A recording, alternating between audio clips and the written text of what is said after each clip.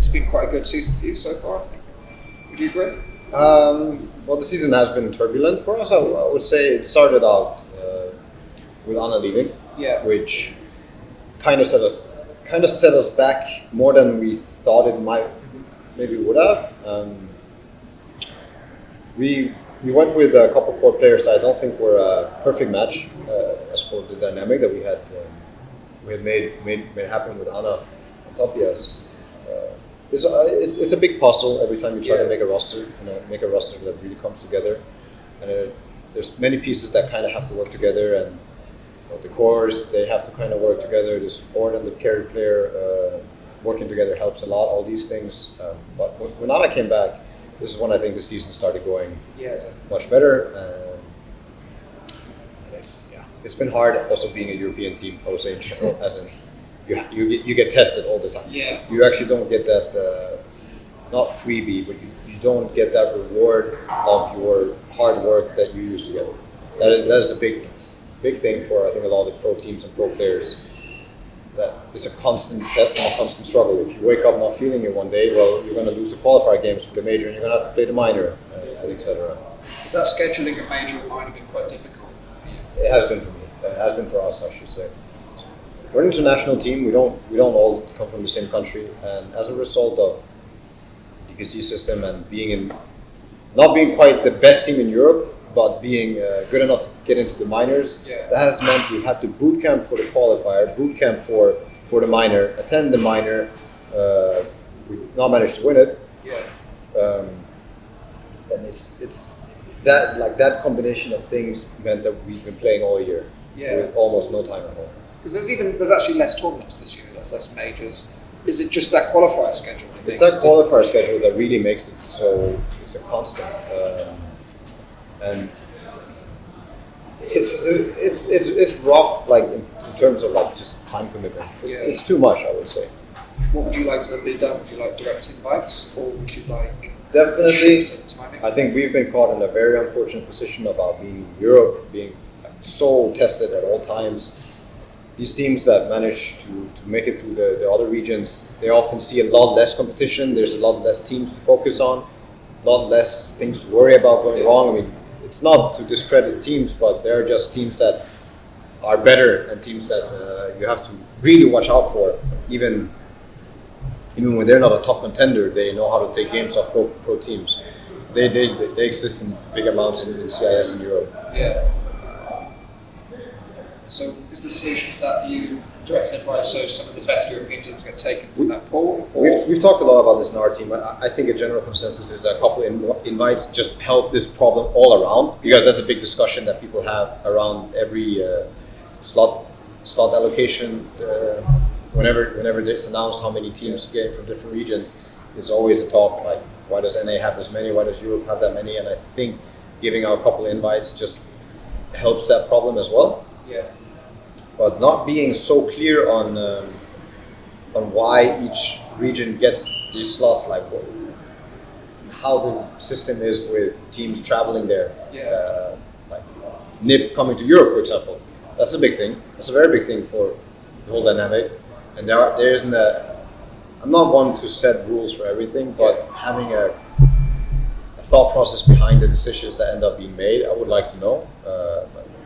Is that a Valve thing? Do you like Valve to be much more communicative with you? Yeah, the Valve or the tournament or some kind of committee being put in place just to have this discussion in open and have it have an impact, because I actually honestly don't know how these decisions are made with what factors are being taken in. And I think that is part of also the issues. People feel like they're led in the dark a bit. Do you definitely feel in the dark? Is it just scheduling, or is it content policy, or both? I mean, definitely led in the dark a bit with how certain decisions are made and certain things that do happen. It's a very complicated thing. One thing I will say before people get the wrong idea, I am not one for making everything about laws and guidelines and all that. I like the way Valve function in certain aspects, in many I should say. But we have a lot of freedom in Dota. Players have a lot of freedom. Valve are very supportive of players' rights and all these things. But Dota, as a competitive esport, it feels under understaffed in a way. Just Yeah. yeah. And this I think Valve can help improve. Players can also. It's a role that kind of should be filled by somebody. Yeah. Rather than a ghost, doesn't seem. Rather than a ghost and people just rolling their thumbs waiting for somebody to take charge. The DPC system has been just, in short for us, it's been a rough time investment. Yeah. Is that just because you felt you're playing catch up since the beginning of the year to qualify for the international? Not so much just playing catch up. It's the weird limbo that we then exist in. If we would have won the first major with whatever roster, it wouldn't have changed the rest. The rest would have still been very intense if it would have gone the way that it has gone. Yeah. Is there definitely though still a pressure to qualify for TI? Or is it just you feel pressure on a tournament by tournament basis? It's all on the individual in the end. I think for us as a team, I don't think any of us really feel any sort of pressure. Last year we went through the open qualifier, which is a testament to itself. But I think my dad is much more worried than I am. My dad is the one stressing out about this. I don't have any pressure when it comes to making it to TI. Because ever since I started playing Dota, I made it to TI 3 and I just ended up in TI after TI after TI after that. Even though people always talk to me about like the invite, oh no, is it going to happen? Are you going to get it? La la la la. I never worried. So that part isn't it. It's the time investment for me. I think for all of us, like we would like to see. It's a difficult thing because part of it is also us being in our position, being an international team in Europe. If you were an international team playing in South America, it's not the same story. Yeah. If you were an all Russian team playing in a very hard Russian qualifier, it still wouldn't be the same story because most of us would probably get to go home for a lot more of the year, and that is something that I just think we miss. And like having the sentiment, not just the sentiment for us, but for anyone to be a little more rewarded for your good doing. What in terms of prize pool qualifiers? Not so much just the points, but more like time. Again, it goes back to time. Like less stress about the next qualifier. Like get the reward of not having to play the screen squads in the open qualifier in Europe or something. Like these things, they make you have to work. Like you have to play the qualifier, but you have to boot camp for the qualifier. Yeah. You have to study and all these things. Yeah, it's a lot. TI has come up a couple of times so far. Obviously, TI being what it is, has worked quite well for you. It worked well last time. A lot of people have told me that they think it's too big a tournament and it should be distributed across the year. Do you agree with that? Or do you like it being this big pie in the sky prize? I definitely think that things aren't distributed in a most healthy way. I think these numbers of the prize pool numbers should be adjusted. I think one problem to talk about, and this is something to talk about with Valve and other tournament organizers, this mainly concerns the tournament organizers, is the prize money distribution for the stadium tickets, for example. Now we're in ESL Birmingham, and it's actually the most hype Western tournament that there is because the stadium is close to being full. We feel it. We feel the energy. Other tournaments, we feel that it's not as much, and it's not as many attendees. It's not being filled out. And often we hear it's because of the tickets costing too much. I really Us as pro players, Dota has always been our means of survival. It's the tournament money. This is what makes Dota great to be a pro player in. It's great to be a pro player and win. And if you lose, it's like it gives you that. It puts it so much on a pedestal that winning is going to feel so good when you finally get it. That part of it is fun and all that, but now it's gotten to a point where a lot of the pro players, we made money. Yeah. We can survive. We can exist. We should probably start thinking a bit about the job that we have, like the game that we're playing, Dota, and how to make it even healthier. And I think if we really look at it from a subjective and objective point of view, we're going to agree that we can lower the prize money maybe a bit and distribute it elsewhere. It can be into the tickets costing less, into being a better experience, but also TI, because it's such an obscene number. It's so absurd. And to have like just 10% of that prize pool being distributed into the tournaments throughout the year, it's going to be very impactful. Just 10%, 1/10, maybe even 1/20th is enough to have a big impact. Do you think that would really grow the tier 2 scene, the tier 3 scene? young players come up with financial It all depends on how the money is being spent. Yeah. If the money is being pocketed somewhere, then of course not. But if the money is going in one direction, being spent in a very smart way, not just working hard, but working smart with it would have an impact. It would have a very nice impact, I think. Okay.